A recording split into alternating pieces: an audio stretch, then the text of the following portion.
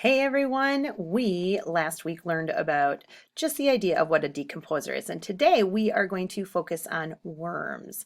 And I have some demonstrations here for you with some worm friends of mine. I do have red wigglers, however, outside we do have earthworms in our dirt. So let's talk a little bit about a worm before we get started, and I will introduce you to some of my friends. Again, can you see there's one right there? Now, we'll talk a little bit about them as we do some observations. So before we attempt that, like I said, I'm going to give you a little background about the oh so friendly earthworm.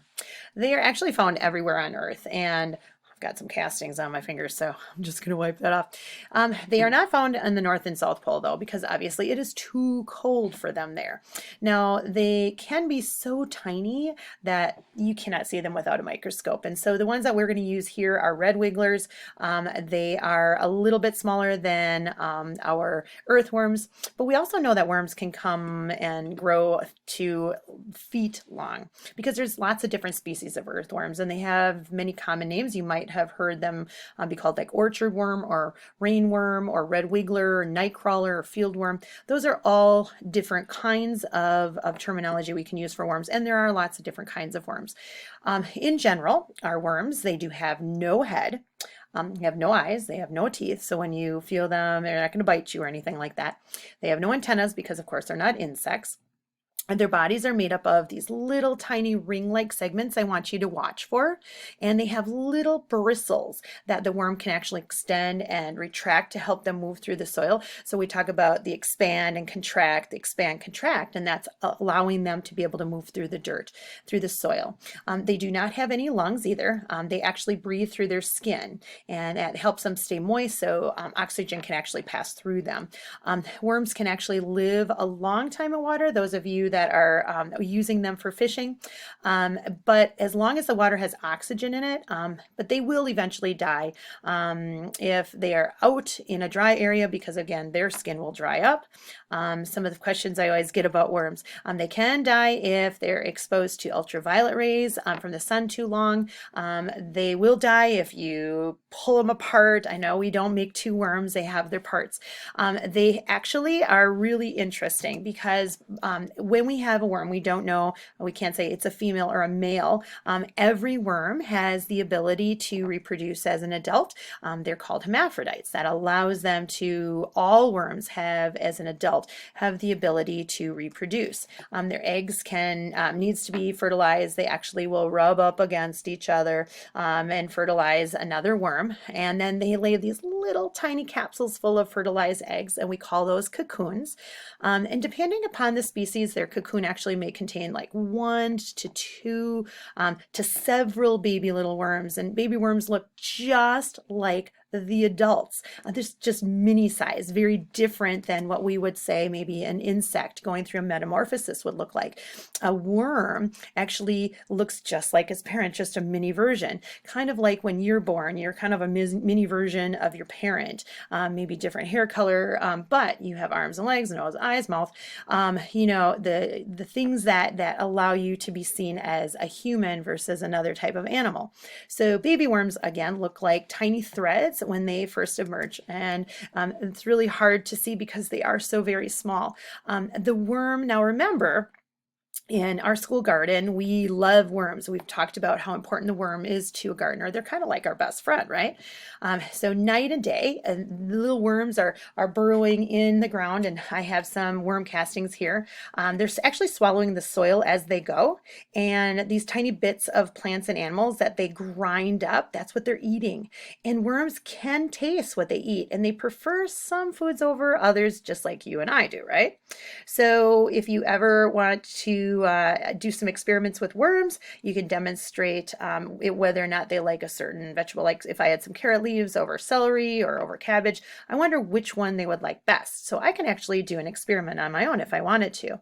And so I also want you to know that while they're eating, a lot of soil passes through their guts of the worm. And through this process, which, like if we were eating something, we would call it digestion, nutrients that are locked up in the soil and are unavailable to plants or other organisms actually are released in worms' waste, and that's what we're going to call, that's kind of gross, but this is called castings, and this is how we get really rich soil. The worm castings are actually just lumps and bumps of soil that actually come out of the back end of the worm, which we'll call the posterior end. Castings are really rich in nutrients such as, well, we'll say like nitrogen, and I've got some, they're breaking down food, potassium and phosphorus that helps plants grow. The average earthworm is actually going to produce its own weight in castings almost every 24 hours, which is actually quite incredible. One earthworm can actually digest several tons of soil in 1 year. So they are so helpful, and you can understand why they're a gardener's best friend. Not only do castings add nutrients to our soil, but they also actually improve the soil's ability to hold water, retain water. And another bonus, it is actually for the nutrients in the soil now for the plants. Because what worms actually do for plants also is they burrow and they tunnel and they actually aerate, like make little pockets in the soil that provide like a looser structure and openings for roots to actually grow. And their tunnels provide channels for water to enter the soil to improve what we'll call like drainage. So worms are like small rototillers, and like bags of fertilizers in a very small, compact, somewhat kind of slimy package. So we're going to take a look at a worm, okay? And we're going to take a look at those parts that we were talking about. Now, worms also are like nature's recyclers too. We are part of a living and dying world, aren't we? And plants and animals are born, they grow old and die. That's that life cycle. And other plants and animals actually take their places. So as each living thing dies, it actually decays and actually returns to the soil. Now, one plant's death, if we think about it, may make it possible for new plants to actually grow, and where they could maybe not grow before. So worms actually will help speed up this process by eating the living and the dead plants and materials, and actually digesting them and depositing it back into the soil as, let's say, nutrient-rich castings. So when we talk about these relationships between plants and soil organisms, remember last week that magic word, like worms and fungus and mushrooms and bacteria. Their environment is known as ecology and decomposition. They're decomposers, right? So if we had a leaf that fell to the ground in autumn, say, and it's a very important part of the forest ecology or nutrient cycle, right? The leaves lie on the ground and the top of others, and the leaves will fall, and they fall in previous years. So you've got all of this layer, and this is called forest litter. Okay, and it's actually made up of more organic matter. And so winter, it's going to rain, it's going to snow, it's going to keep the leaves wet, so decomposers like worms can actually do their work. So there are many different organisms that actually live under those piles of leaves. And if you've ever peeled back some leaves or even some dead bark or picked up a log, you're going to see decomposers at work. And some of them are so tiny you can't even see them without maybe a microscope. You are seeing, though, when you do that, thousands of decomposers all massed together when you see fungi or if you see mold, okay? But decomposers release nutrients, and that's why they're so important to the food chain, from the dead leaves into soil. And if you think about what their job is, and in the spring, new plants are able to use that nutrients that they produce to actually grow new leaves and new plants and be able to be those producers that other animals need in our food cycle, okay? In that food chain, in that food web. The process of leaf decomposition, okay, so on the fourth floor is really the process of decomposition that happens in your garden compost, okay? So let's go back to that decomposer, okay? They make healthy soil in natural ecosystems, don't they? And of course in my garden, okay? And I think that's the most important thing that we need to understand about decomposers in the food chain. They're very, very essential. So without them, can you imagine the different layers upon layers upon layers of those leaves and all of those debris that fall and need to be broken down? We would just have it all piling up. So decomposers are very, very important in that food chain. So let's take a look at our worms. I'm going to get a closer look. We are not going to spend a long time on them because they do get a little stressed out. They like the dark. They're very sensitive to light because, again, they don't have eyes. So their outside of their body is actually going to feel that and almost like see it, right? So I'm just gonna move some things around, and I'm just going to place some of my red wigglers on my plate so you can see them. Okay, and I'll move this down and make it a little bit more accessible to you. All right, so we have different parts of the worm. We have a posterior and an anterior end. This is a great example of an adult because we see a clitellum. Now, if they are both adults and they both have that clitellum, and I'm just going to kind of open it up. There it is right there. There's two adults.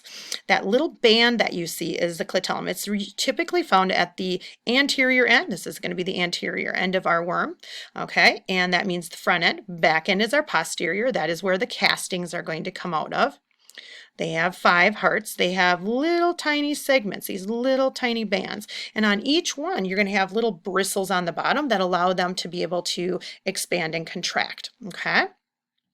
We also need to understand that they have no eyes, but what they do have is that mouth, that flap. They actually have what's called a prostomium flap that allows them to be able to open up and close their mouth entry so that when they are eating the leaves and the decomposing matter, that they are able to take that in. And their gizzard has little tiny pebbles in it. You can see kind of right here, has little tiny pebbles in it, a little tiny sand, I suppose, not pebbles, that's too big, a little sand, and they're going to be rubbing that together with their food to be able to break it down. And if you want to see right here, we can see them expanding and contracting as they move. Okay, and you got to wonder where it's going. Probably trying to get to a darker spot. It's pretty light in here, and it's expanding. You can see all those segments. Again, it can go both ways. So if I block it, what would I do? Would it go backwards? Okay, if I touch it, you notice that it contracts.